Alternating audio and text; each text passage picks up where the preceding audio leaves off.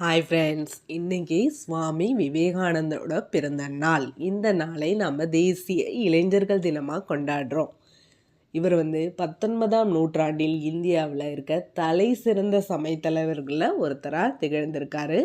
விவேகானந்தரின் இயற்பெயர் நரேந்திரநாத் தத்தா. ஸ்ரீ ராமகிருஷ்ண பரமஹம்சரோட சீடர் இவர்.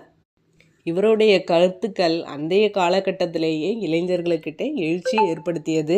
இவர் இந்தியா மட்டுமில்லாமல் மேலை நாடுகளிலும் சென்று பல சொற்பொழிவுகள் புரிஞ்சிருக்கார். 93 அவர் சிகாகோவில் நடத்திய சொற்பொழிவு உலக புகழ்பெற்றது.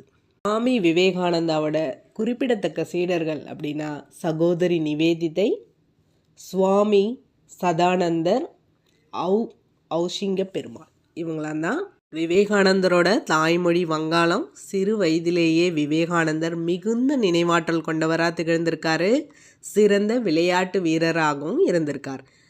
இது மட்டும் இல்லாமல் இசையும் இசை சார்ந்த வாத்தியங்கள் எல்லாமே பயின்றிருக்கார். விவேகானந்தர் சிறு வயது முதலே தியானம் பயின்றார்.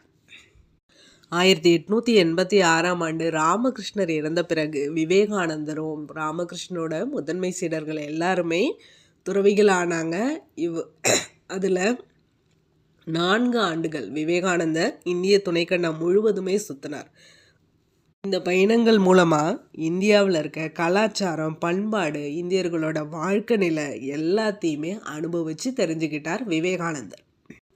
தன் பயண முடிவில், அதாவது டிசம்பர் 24ஆம் தேதி 1892ஆம் ஆண்டு கன்னியாகுமரியில் ஒரு அதை பாறை மேலே அமர்ந்து, கடல் நடுவில் இருக்க ஒரு பாறை மேலே அமர்ந்து தியானம் பண்ணுறார். 3 நாட்கள் அந்த தியானம் முடிந்தது.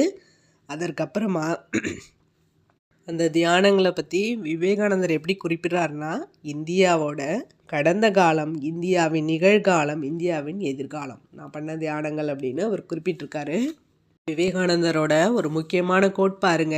நீ எதை நினைக்கிறாயோ அதுவாக ஆகிறாய். உன்னை வலிமை உடையவன் என்று நினைத்தால் வலிமை படைத்தவன் ஆவாய்.